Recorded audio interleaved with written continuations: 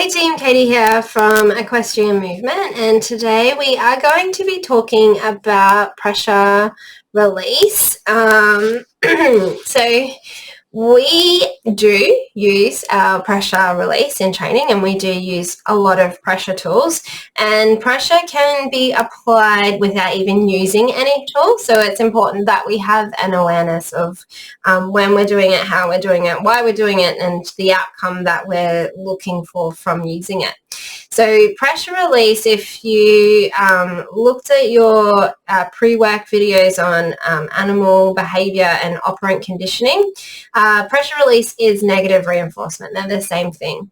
So when we're using pressure release, what are we using to guide the behavior? What are we using to mark the behavior? And what are we using to motivate them to do it again? So when we're using pressure release, we're using the pressure to guide them into the behavior that we're looking for. We're marking the behavior through the release of pressure. And the release of pressure is technically also what is motivating them to do it again in true pressure release. We quite often see pressure release being the main training tool used in like natural horsemanship, and then also in a lot of our traditional training as well. There are two really important things to be aware of when you are using pressure-based tools with your horse. The first one is what you release for, you reinforce.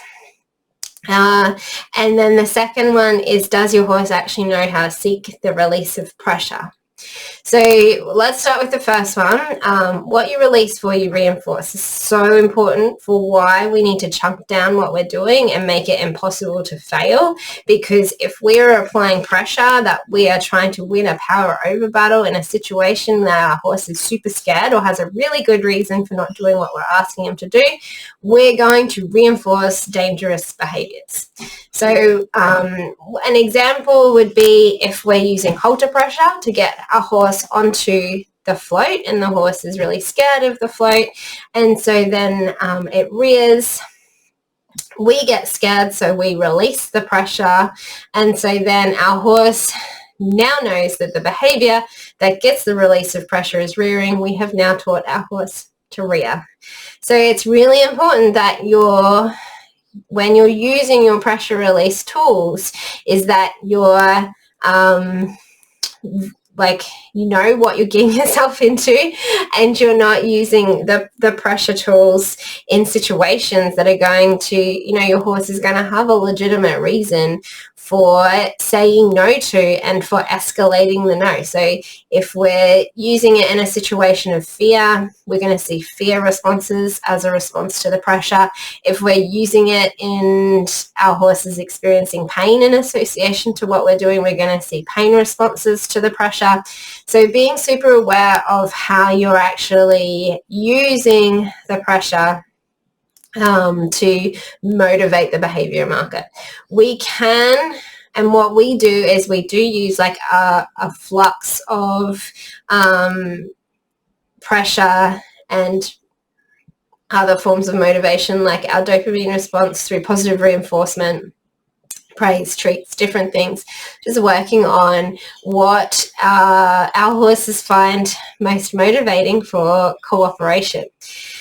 So the other thing that we are looking for is most horses don't actually understand that the purpose of the pressure is for them to seek the release of it. And so that has a lot to do with the trainer or the handler not going through the process of teaching the horse to seek the release of pressure, and or the trainer and or handler doesn't know how to release pressure to mark the behavior. So this is quite often what happens. The experience of getting broken in is often quite rushed, and so the horses don't actually understand that the purpose of pressure is to seek the release of it. We use pressure all the time. Halter, saddle, like legs, bridle, voice. Our horses interpret our body as our pressure, our eye contact as a pressure. We can use it to move them away from us or to draw them into us. So being aware of when our horse is interpreting that as a pressure is super important, so that you know how to kind of bring those walls down and find where that connection is. So if our horse is rushed through the process, they haven't actually been taught how to seek the release of pressure, then they kind of like stumble along finding the correct behavior, but they don't understand the process that got them there.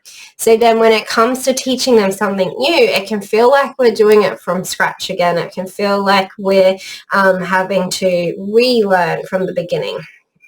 If we teach them in the beginning to seek the release of pressure, then when we go to teach them something new, they understand the process is to figure out what makes the pressure go away.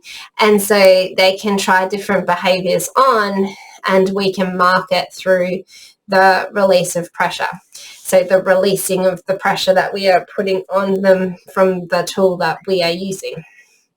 So the horse that also understands that the behavior that we're looking for gets them the release of pressure also is more confident in trying different behaviors on. And then we have to understand when our horse doesn't actually know what the answer is. They are going to try different behaviors. Those behaviors aren't necessarily going to be correct, and we don't want to punish them for doing the wrong thing if they're just trying to figure out what the answer is.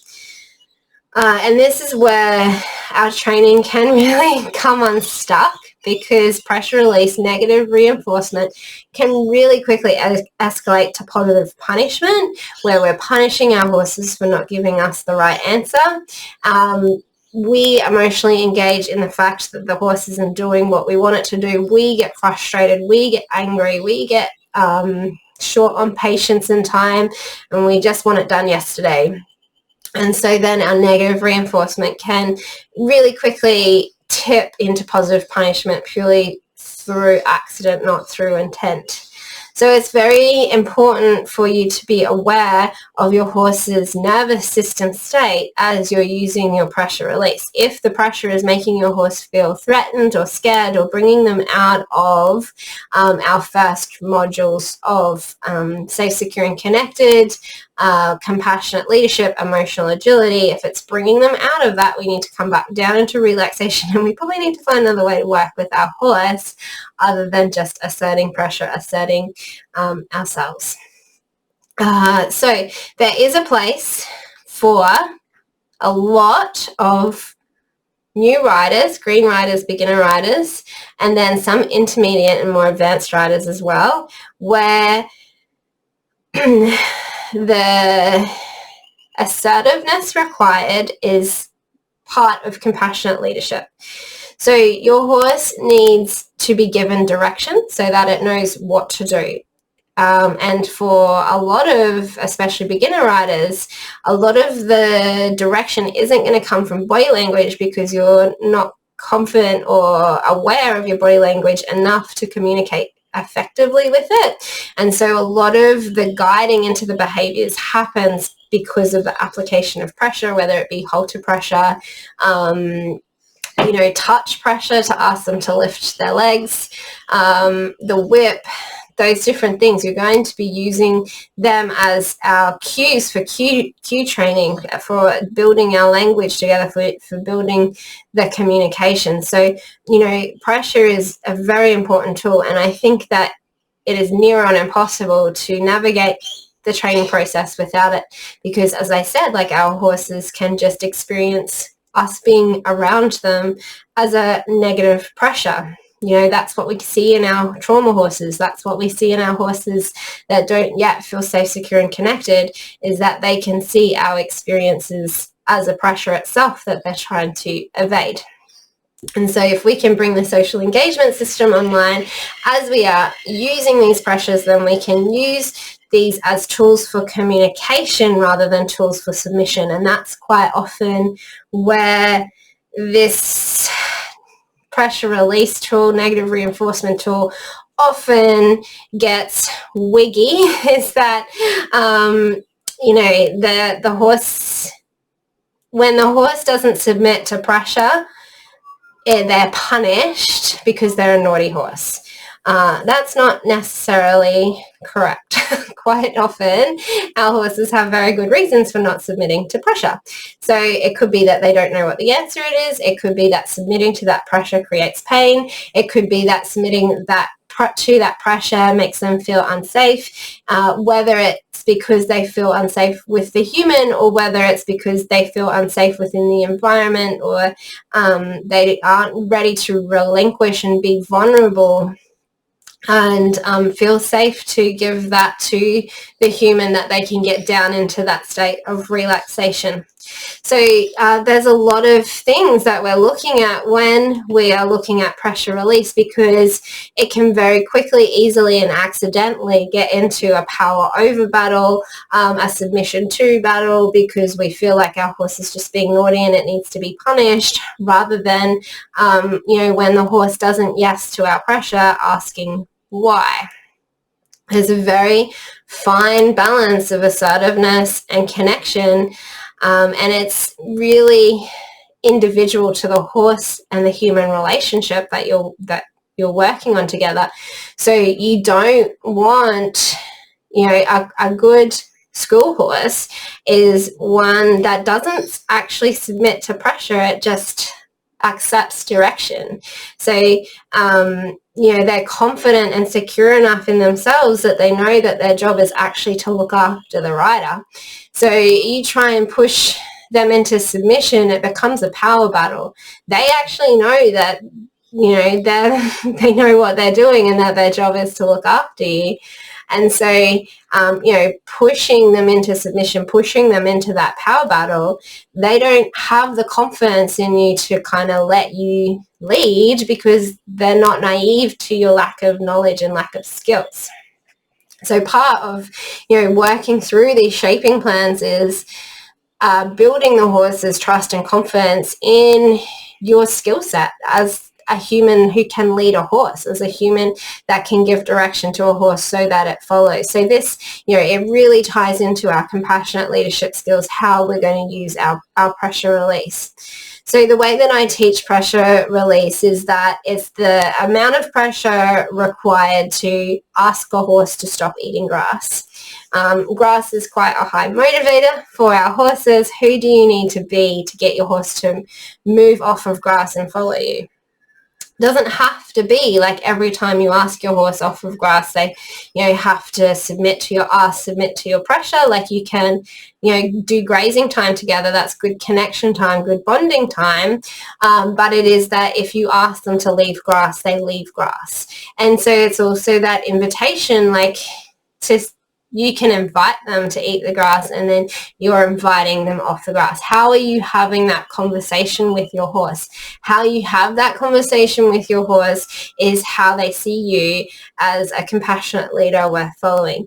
If, they drag you across the paddock to grass, then you aren't in control of your horse. And so, I say to all of my students, if you don't have a good language with your horse of asking them to stop eating grass and giving them the permission to start eating grass, you don't want to be putting yourself in unsafe situations. You want to make sure that there is a fence around you wherever you are, because, that's your relationship dynamic. Your horse doesn't see you as a leader if you can't ask them to stop eating grass. So you don't want to put them into a challenging situation where, there's more risk and potential for the two of you to get hurt.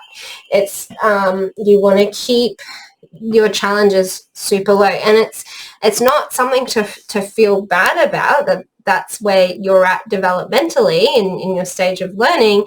It's just something to be aware of. Like if you're still fighting with your horse about grass, don't put yourself in a situation where your horse needs to look to you for guidance and support. Like make that a longer trajectory to reach that goal, because just increasing pressure does not make a submissive horse.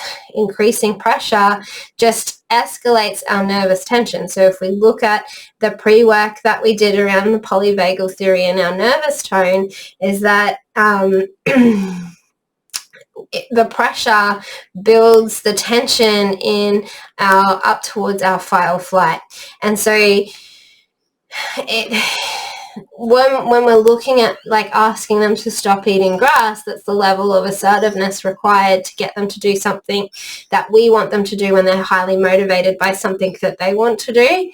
But if we push past that, then we're going to flip them over into fight or flight behaviors, because we're creating stress, pressure, or tension through the application of our pressure release. So that conversation around grass and food, it really kind of dictates what the rest of our relationship dynamic looks like and whether our horse sees us as a leader or not. And so our pressure release tool isn't just about applying pressure, it's also about relationship dynamic. We don't want to get our horses into a power battle with our pressure tool, because we just can't win. We are not physically strong enough. Like, I'm probably close to being able to manhandle a horse, but I don't want to.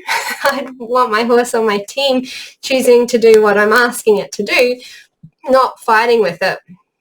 And so it's important to be aware of that when we are using pressure release. Don't use a pressure tool to pressure them into something that they're scared of.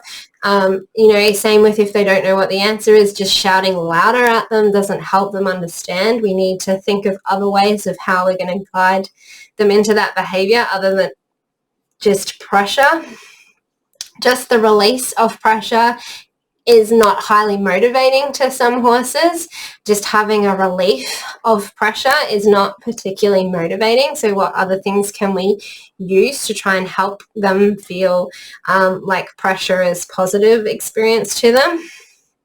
So, this really feeds into our relationship dynamic and what our horse is willing to do for us because of our relationship with them. What do they feel safe to do? What do they feel like they can safely communicate to us?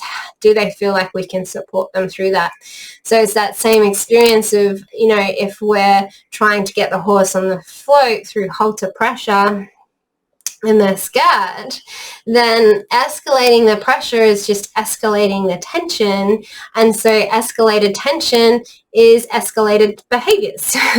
We don't want to tip them over into fight or flight because we're trying to get them to submit to pressure. We want to keep them within their window of tolerance. We want to recognize when the tension is building and escalating, and we want to drop it back down into a state of relaxation. So part of the conversation that's actually coming out when you're in a pressure release conversation with your horse is actually relationship and power dynamics. So something that you need to be aware of is that the human is always in the place of power, in the place of control. Even if you don't feel like you are in control of everything that happens to your horse. You are in control of when it gets fed, how it gets fed, what it gets fed, where it lives, how it lives, whether it moves to a different home, whether it stays where it is, who it lives with. All of these foundational experiences that set their life up, you are in control over. So if these enrichment aspects of their environment and their life are not addressed, then it is going to make it more difficult to have a cooperative horse. You want to make sure that you have a horse that feels safe, secure, and connected and can look to you to lead and look to you for support through navigating challenging and difficult experiences, so that you can show up as a compassionate leader worth following. And that is when your horse gives to pressure, not because of how strong you can apply the pressure. You just look at how being bigger, badder, and stronger than your horse, applying more pressure, then you're just pressuring your horse into behaviors. And then you have to control the behaviors and punish the behaviors. So you have to punish your horse for giving you these behaviors that you triggered in the first place because you're trying to have a power battle through pressure release. it's not happy days. Like, this is where, you know, a lot of our traditional training goes. This is where a lot of natural horsemanship goes. And it doesn't make a safe horse that wants to look after you and asks to be ridden and enjoys learning. It just, you know, at best, it shuts the horse down and tunes them out to you. And then at worst, it triggers its own escalation of difficult behaviors that you then have to manage. So the, you know, pressure release is about cueing in language. So the halter is a word, the word is follow. The whip is a word, the word is away from.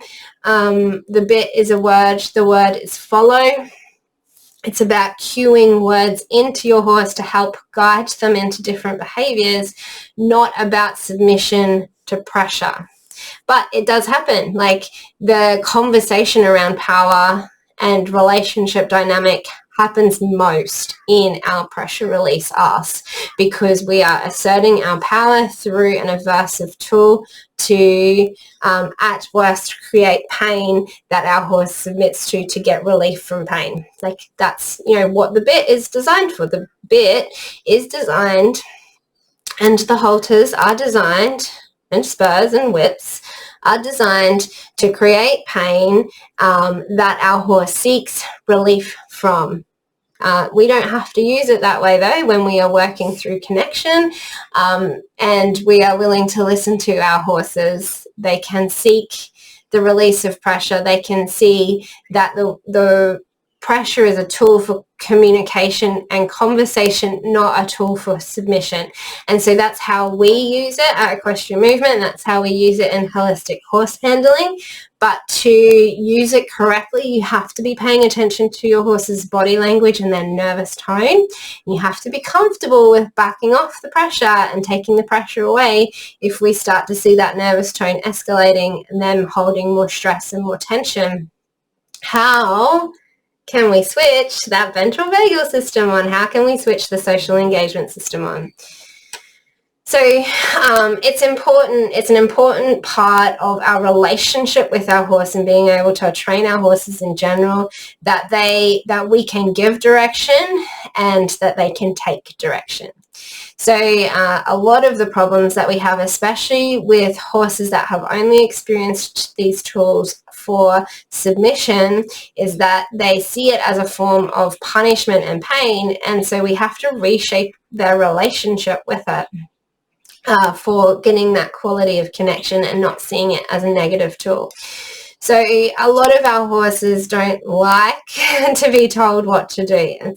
So we kind of like work with them like we work with kids, is how can we work with them where they can, like, how can they take direction from us? How can we be in that supportive role, giving them direction without antagonizing them and disrupting that de-escalated, down-regulated nervous system? How can we give them direction without upregulating the nervous system into stress, pressure, or tension? Challenging. This is why we have to do so much groundwork, is because it's part of getting to know and understand our horse, and getting to know and understand how they like to be worked with and how we're going to use these tools for communication, so that we're not just upregulating through stress and tension, but we're actually upregulating by bringing the social engagement system online. There is a flow, like an ebb and flow of lead and follow. We don't want our horses to just follow everything that we do, because we can't tell them how to balance themselves. We can't tell them how to organize their legs so they don't fall over. We can't tell them how to get themselves out of sticky situations if we get them into them in the first place, like when we're out trail riding and, you know, you have to cross a river and they have to navigate it themselves, or you have to navigate a log, those kinds of things.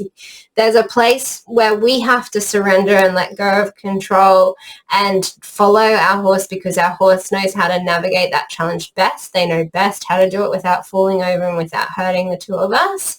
But then we also have to be able to give them direction. I want you to stop here. I want you to turn here. I want you to pick up energy here. I want you to drop energy here.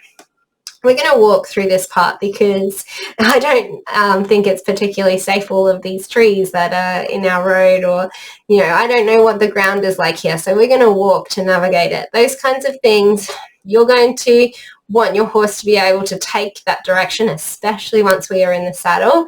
But you also have to hear your horse when they say, this is what I need from you. I need you to follow me through this part. This is what I need to do to navigate the situation that you just put me into, so that we don't both get hurt, so that you don't fall off, so that, you know, this stuff doesn't happen.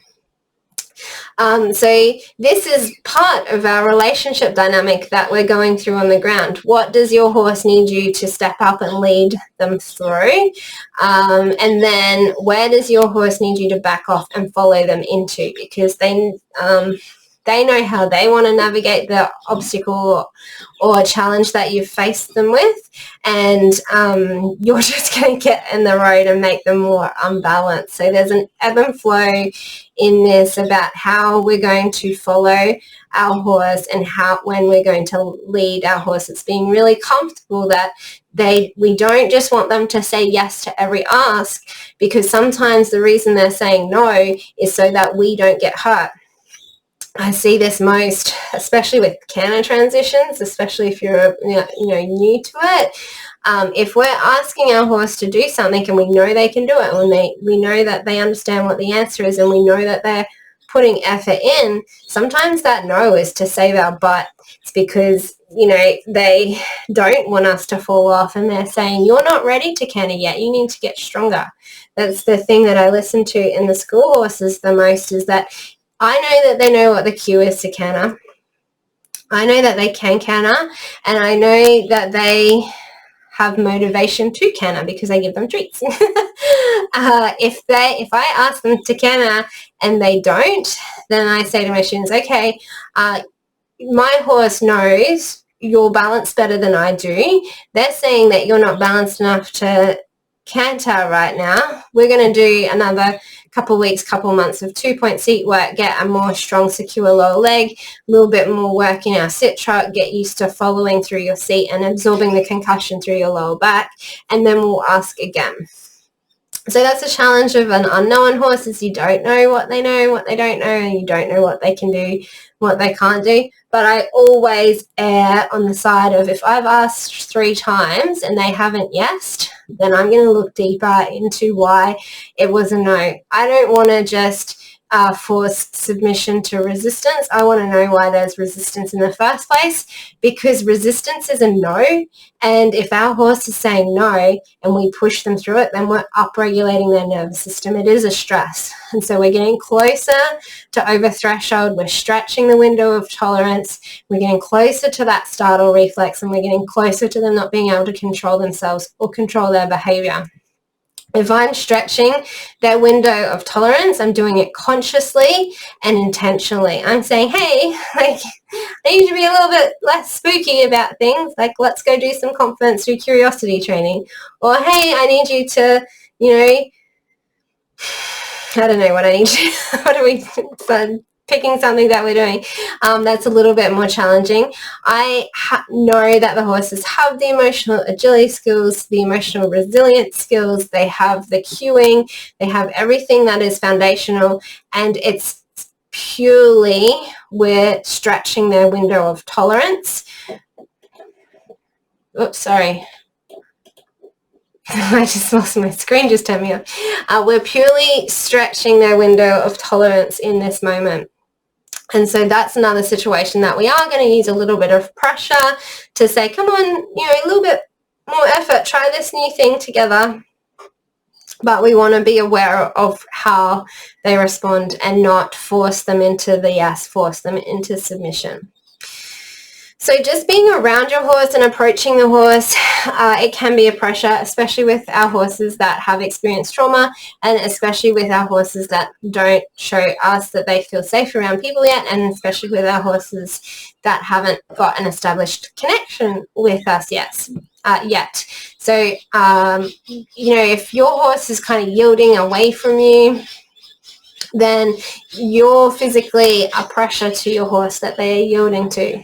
It's the same with eye contact. Some, like especially our trauma horses, and especially our horses that don't feel safe around us.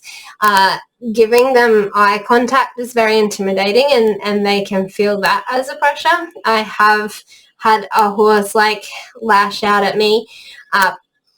The only thing that I did was give it eye contact. So it's like, it can be threatening. So you need to make sure, like that's why we have our steps. Does your horse feel safe, secure and connected, safe to relax around you? Does your horse feel safe to let go of its control over its environment and follow your lead? And then, when we get into work and we start to see learning behaviors where our horse, may be getting frustrated when they don't know what the answer is, maybe they're getting anxious or performance anxiety, how are we going to shift them into a more positive experience of the challenge that we're putting in front of them? We're going to be using pressure in those situations. So how do we get willingness from pressure? How do we get a more enthusiastic yes from pressure? And that's why we do our consent, our choice, and our positive reinforcement. So we just have a really diverse tool of toolkits of tools. So we can use in a way that downregulates our horse's nervous system unintentionally. And so this is basically like when our horse is disconnected and shut down. We're not hearing the no and we're pressuring them into a yes. So they just disconnect. You didn't hear my no. I'll do it, but it's not because I want to, and it's not because I'm engaged, consenting and connected with you. And so we keep pushing that. Then that's when we get the horse that gives us the behavior that seemingly came out of nowhere. So when I have a horse that doesn't give to pressure, I don't go, oh, it's a naughty horse, it needs to be punished for not giving to pressure. I want to know if it knows how to give to pressure in the first place. Does it know that it's supposed to be seeking the release of pressure? Most commonly, like that is in our communication issues, and we've ruled out all of the pain-related issues. Most often the horse doesn't give or yield to pressure because it doesn't understand that's the answer. So that's our cueing of pressure release. We do it a little bit differently. We do consent to the tool, so targeting the tool first. We do stand with relaxation, target the tool, stand with relaxation while I touch you with the tool so that they're not anticipating the ask. And then so with the whip, we're going to ask them to yield from the tool, so we're going to guide them into the behavior. The whip is a word, the word is away from. We introduce it by moving the hindquarters. They already know to follow the halter. So we're going to use the halter to ask them to follow, and that unintentionally through manipulation of like balance and movement, it moves the hindquarters away. So we're introducing the whip is a word, the word is away from, yield from the whip. And we're going to do that on repeat until they understand that the whip is a word, the word is away from, yield from the whip. We're not going to escalate the pressure of the whip to get the responsivity to the whip. Just quite often, like, it's easy.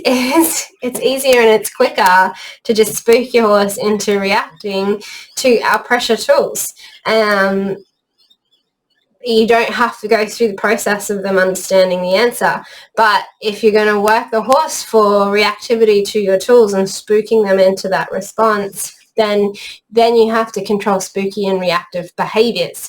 If you are using your pressure tools for communication through consent and relaxation, then you're building language and you're able to build cues on top of each other to create more complex language skills. And so that's ideally what we're trying to work towards with our horses. So we're going to have a quick look on how we do pressure release with April here. April is super sensitive. We haven't really got good relaxation in her just yet. She's quite heightened and anxious a lot of the time as it is. So when we use our pressure tools, like we're going to tip her over into flightiness pretty quickly. But how we're going to use pressure release is first, we're going to ask for relaxation, and then we're going to ask her to target the whip. So then we've got consent to use the whip.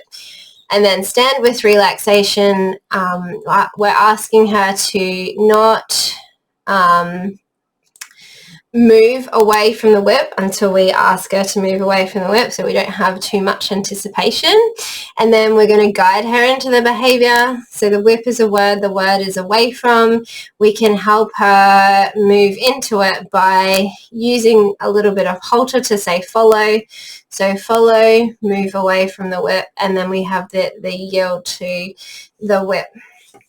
So ideally, we would like to see a little bit more relaxation when we're moving the whip over her body. You're seeing a little bit of relaxation here where her head is coming a little lower, but we don't have her fully switched across into, low relaxation energetic state, but we have consent, and she's targeting the whip quite happily and comfortably. And so you can just have some patience as well for them like that's them saying ready as well, so they're ready to respond to the cue. Sometimes they need a moment mentally to be responsive. So I would put April honestly as one of our most intelligent horses, most sensitive, most responsive, but she still needs a moment to process what we're doing and process what she's learning. A good indication that we have relaxation online is the tail lifting, but lifting through relaxation. If our horses are tense and scared, the tail can clamp down. So having that lifted tail, that swishing with lightness and softness is a good indication that she is relaxed. And you can see that she kind of lets go of tension there with the pat. So how are we going to guide the behavior? How are we going to mark the behavior? How are we going to motivate the behavior? We're cueing a word, and the word is away from, and then we can use that word in different applications. So if we use the word on her hindquarters, we're asking the hindquarters to move away from the whip. If we're using the application on the shoulders, we're asking the shoulders to move away from the whip. That was a really nice relaxation cue there. And then we can shift the placement to the rib cage, and we can ask for a side pass, and then we can transfer those words into the saddle, and then she understands to move away from the whip cue in the saddle whilst maintaining that relaxation. I can't think of anything. What else do we use the whip for? That's mostly, what we're going to be using our whip for is the away from words. And we also use it as more forward. You don't want to use it as a punishment to spook them into more reactivity and more forwardness. You're just using it as a word of asking her for more of what she's already giving you. So that's just a quick look at how we are going to use pressure release in our training, and it's how I've been using it in the school for the last couple of years. Much prefer it to how I've been taught to use it previously, which is power over and submission to. You have to see all of the big outrageous behaviors until you get that, and then you just get a shut down, disconnected horse anyway. So I prefer the horses to be in conversation and consenting with the tool and working with me rather than against me, and using it as a tool to create more language with my horse and to just create a more expansive vocabulary with them. And that's what we're trying to do with our pressure tools, is we're using them to build language. The halter is a word, the word is follow. The whip is a word, the word is away from, or it can also be more, or we can also use it as target.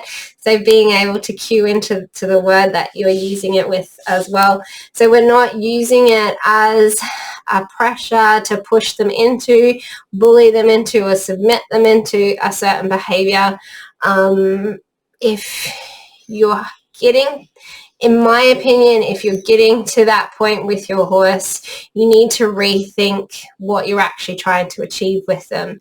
You don't want the horse to just do it because you say so, to just do it because you have submission. That's not, that's power over leadership. It's not compassionate leadership.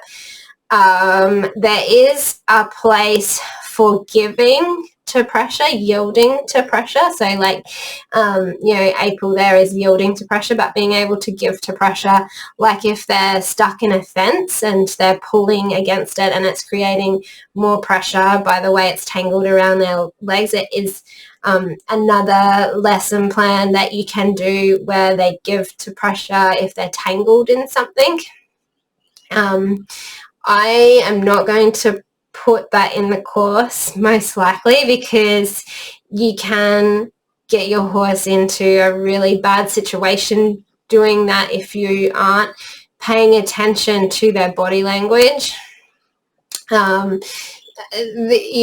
You've got to make sure that they're really down regulated in their energy to give to pressure, to give to restraint pressure like that, because restraint pressure is scary to horses. They don't want to feel trapped, they don't want to feel restrained, and they're going to tip over really quickly. And if you don't catch that before you tip them over, then you can really seriously injure yourself and your horse by trying to get them to give to restraint pressure. Mostly, I think that you guys won't need it particularly. Take good electric fencing, that your horse isn't going to get tangled in pressure, and you're not out chasing cattle where you're going to get caught up in each other's ropes and whatnot, then I think that you probably don't need to teach your horse to give to restraint pressure. But it is something like to be aware of, is that there is a place to giving to restraint pressure, but you need to be really on top of what you're looking at in this nervous tone situation. And so basically you're teaching the horse to feel restrained and find relaxation and find where they can just downregulate and wait for somebody. It's like you're really pushing that vulnerability place. Like, how vulnerable can you make this horse feel? And how much trust can it have that somebody is going to come and rescue and or save them? So the way that we use pressure release, the way that we give to pressure is through relaxation and consent, and then a really intentional shaping plan for how you're going to guide them into the release of pressure. And then if you're tripping up over into trying to get them to submit to pressure, then you really need to rethink your shaping plan, because there's a breakdown somewhere. You haven't communicated what you want effectively, or the horse can't do it, or it doesn't understand, or it doesn't feel good to the horse, or they don't have trust in you. There's a breakdown somewhere where you're trying to push them into submission now. Pressure is a word. What word are you using for what tool are you using? And then how are you going to guide them into that behavior? Second to that is our compassionate leadership skills, where we are going to be using some pressure.